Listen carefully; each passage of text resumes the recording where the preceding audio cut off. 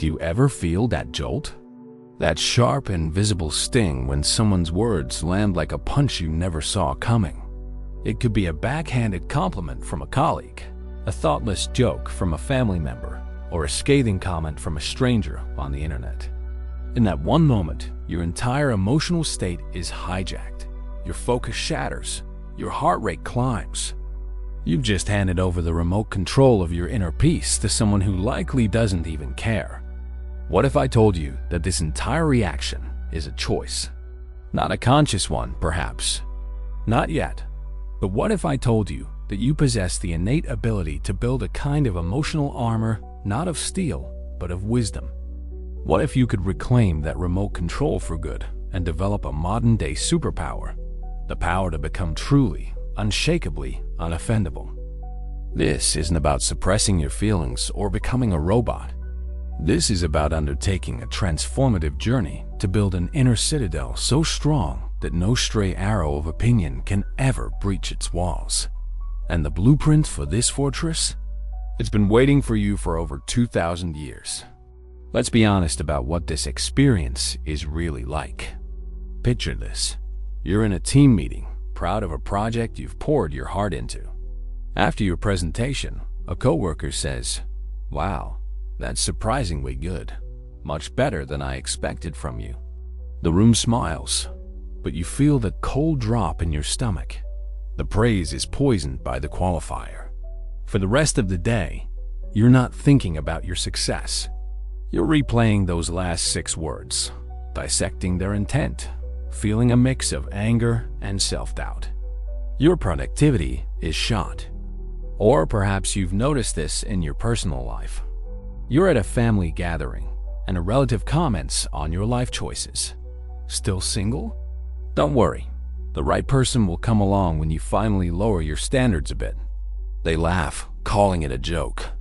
But to you, it feels like a judgment, a dismissal of your life's path. You might force a smile, but inside, a wall goes up. You become defensive, withdrawn. The joy of the moment is stolen, replaced by the dull ache of being misunderstood. And then there's the digital battlefield. You share something you believe in, a piece of your work, a personal story. And then you see it, a comment from a faceless avatar tearing you down, calling you ignorant or worse. Your mind is now a courtroom, and you are both the defendant and the prosecutor, endlessly arguing with a ghost. This isn't just a momentary sting. This is a profound energy leak. Being easily offended is one of the most debilitating, yet normalized, states of being in our modern world. It's a cognitive tax you pay every single day. It creates decision fatigue as you constantly second-guess your interactions. It erodes your relationships, breeding resentment and defensiveness where connection could grow.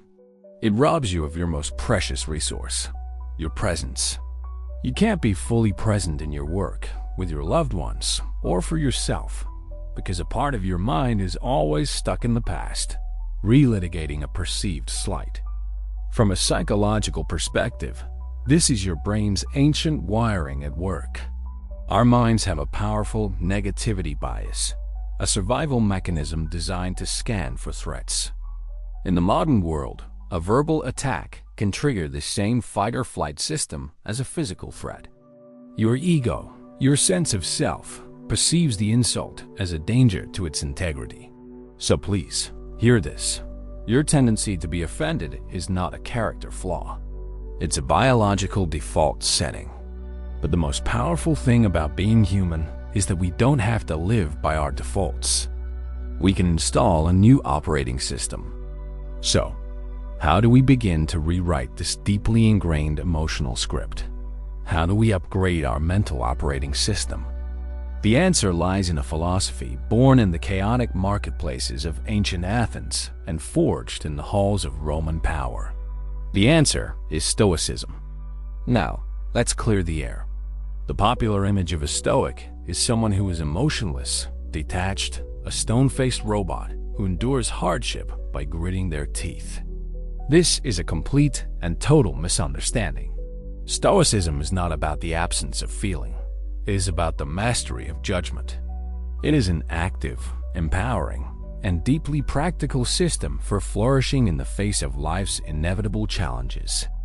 And the master key to this entire system is a concept known as the Dichotomy of Control, most famously articulated by the former slave and legendary Stoic teacher, Epictetus. He stated, with world-changing simplicity, "Some things are within our power, while others are not." Let that sink in. This isn't just a phrase. It's the most powerful life management tool ever invented. It is the filter through which you can pass every single event in your life. The words someone else speaks? Outside your control. The traffic on your commute? Outside your control. The opinion a stranger forms of you?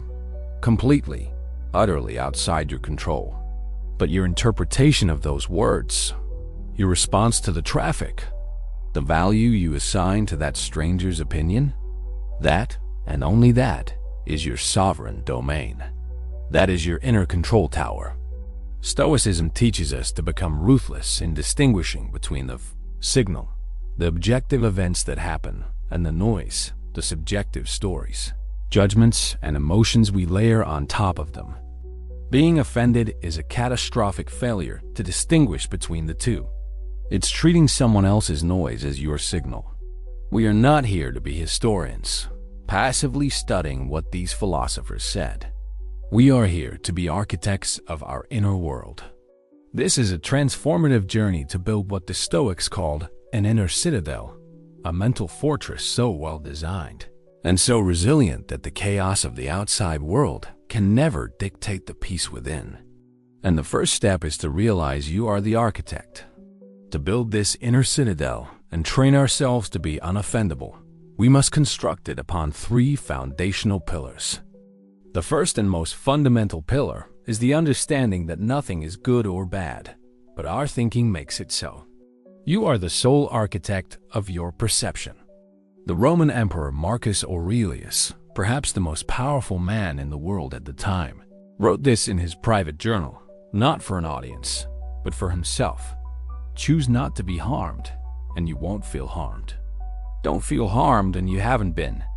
This is not toxic positivity or a form of self-deception. This is the pinnacle of psychological responsibility.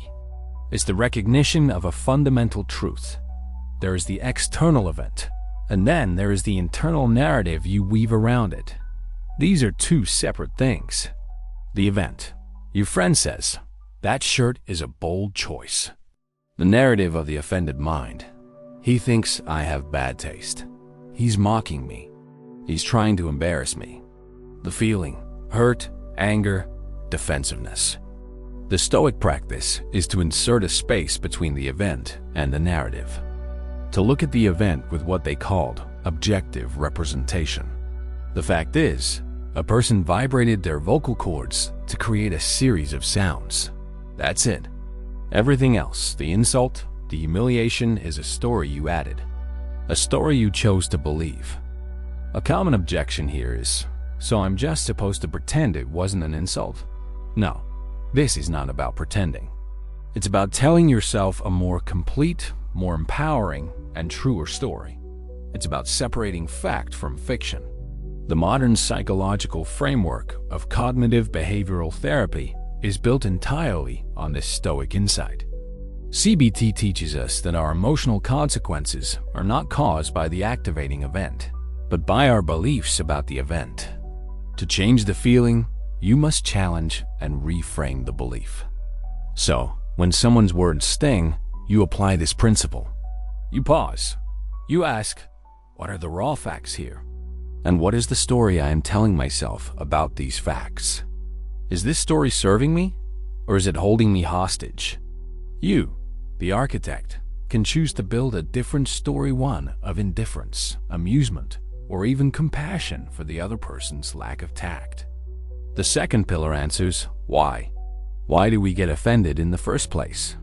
The root cause is our attachment to a fragile, insecure ego.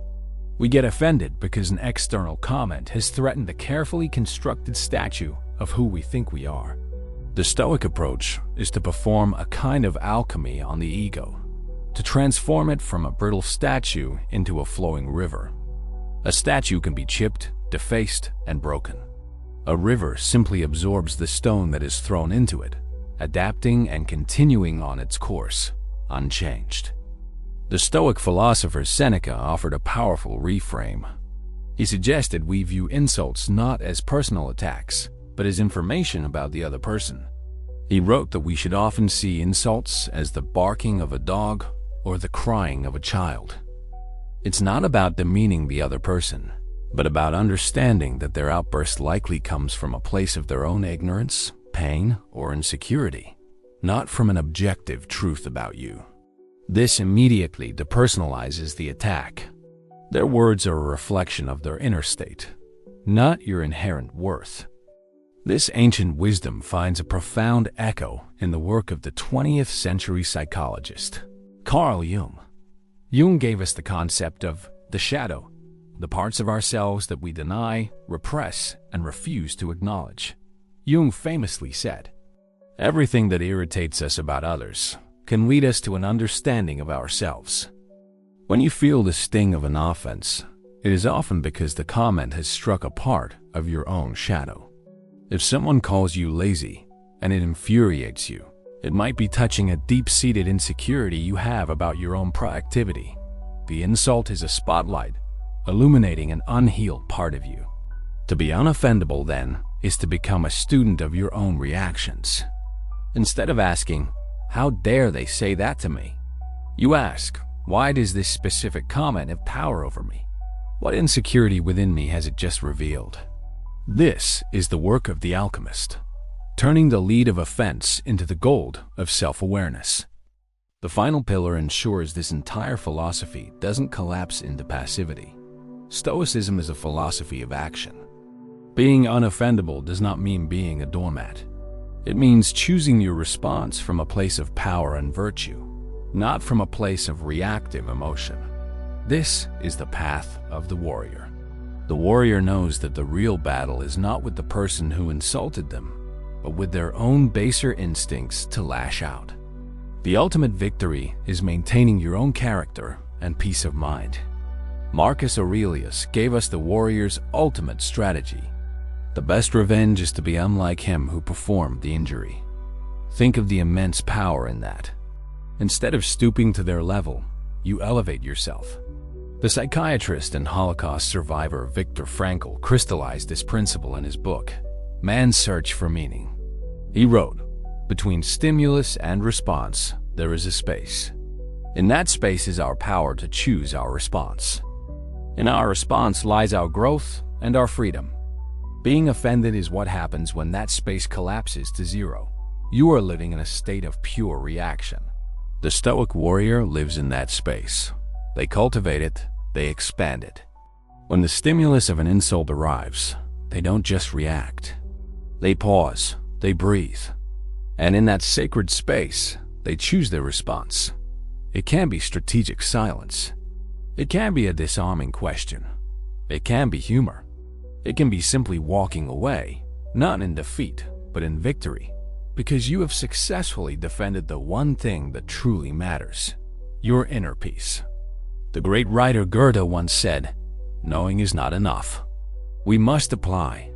Willing is not enough. We must do." So let's build your personal Stoic toolkit. Tool 1. The Cognitive Journal, your mental laboratory. Tonight, before you sleep, take a notebook and create 3 columns. Column 1. Objective event. What factually happened? Column 2. My initial judgment. What was the automatic story I told myself? Column 3. A Stoic reframe. Challenge the story and find a more rational, virtuous perspective. Doing this regularly retrains your brain. Tool 2. The Insult Rehearsal. Once a week, for just 5 minutes, sit quietly and visualize a potential insult. Imagine a specific person saying specific words. Feel the initial sting. Then, rehearse your ideal response. Visualize yourself pausing, breathing, and responding with calm and virtue. You are building emotional muscle memory. Tool 3. The Shadow Inquiry, the Stoic's Evening Ledger. As the very last thing you do before you sleep, ask yourself this question: what irritated or offended me today, even slightly? And what does my reaction to it reveal about an insecurity or an unacknowledged part of myself? This turns every irritation from a source of pain into a source of data for your own liberation. You entered this video perhaps feeling like a ship tossed on the waves of other people's opinions. But now, you hold the blueprint of the ship. You have the compass of perception, the alchemy to strengthen your hull, and the warrior's skill at the rudder. The storms will still come. The winds of criticism and the waves of thoughtlessness will not cease. But you are no longer at their mercy. You now understand that you are the gatekeeper of your own mind. Nothing and no one gets in without your permission. You are the captain of your soul. Remember the words of Epictetus that have echoed through millennia, a timeless truth that is now yours to wield. It's not what happens to you, but how you react to it that matters. This is not just a quote. This is your superpower. This is a lifelong practice, a journey, not a destination. Embrace progress, not perfection. Every single day offers a new opportunity to practice becoming the unshakable person you were meant to be. Now, the practice begins. In the comments below, make a declaration. Share one specific type of comment or insult that you will now commit to seeing differently, using the tools we discussed. Your public commitment is a powerful first step in this transformation.